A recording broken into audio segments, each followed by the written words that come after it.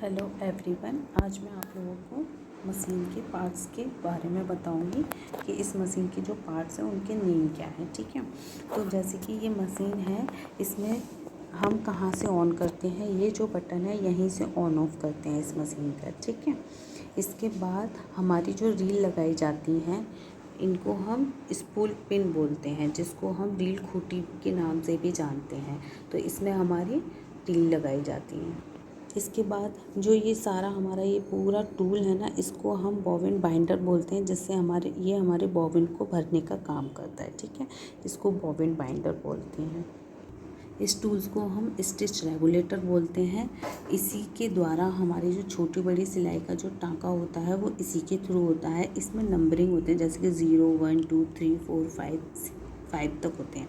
ठीक है, हमें सिलाई को अगर छोटा करना होता है तो नंबर को हम कम करते हैं, अगर हमें सिलाई को बड़ा करना होता है तो नंबर को हम बड़ा करते हैं। ठीक है, हमें नॉर्मली इसको 2 या 2.5 पे रखना होता है। ये जो हमारी जो बिंदी लगी हुई है इसी को घुमा के करते हैं। ठीक है, जब हमें कच्चा करना होता है तो 3 4 पे हम करके नॉर्मली हम कच्चा कर सकते हैं। जब भी आपको ये राउंड घुमाना हो तो आपको इसको थोड़ा सा दबाना है, फिर घुमाना, तो इससे क्या होता है ये ईजिली घूमेगा।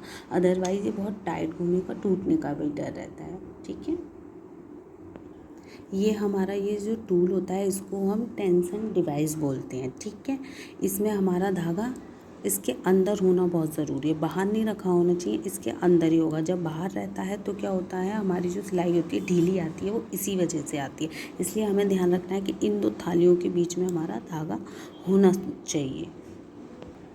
इसके निडल बार बोलते हैं, जिसमें हमारी ये सुई लगाई जाती है। ये हमारा निडल बार होता है। सुई के नीचे जो प्लेट होती है इसको हम निडल प्लेट बोलते हैं।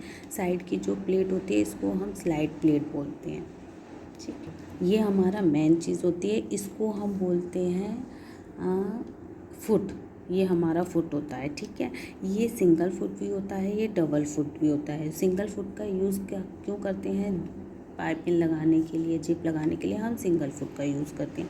सिंगल फुट लगाने के लिए हमें क्या करना होता है, इस स्क्रू को ढीला करके इसको निकाल के इसी में हम सिंगल फुट लगा के अपना काम करते हैं।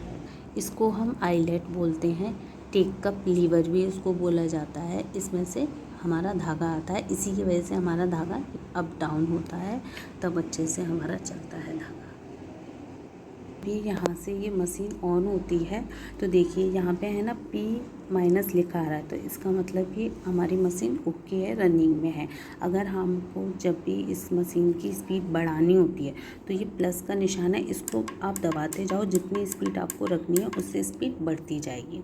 ठीक है, अगर हमें कम स्पीड रखनी है तो इसके द्वारा माइनस करते जाओ तो हमारी स्पीड जो होगी मशीन की कम होती रहेगी। ठीक है, तो इसी पे डिपेंड करता है। आप लोगों को ध्यान रखना है कि चलाते वक्त P- लिखा आ रहा है तो ये चलती रहेगी। अगर इस पे E- लिखा आ जाए तो ये मशीन ब्लॉक हो गई है। ठीक है, फिर इसको ना चलाएं, क्योंकि वो ब्लॉक हो गई है, वो चलेगी ही नहीं।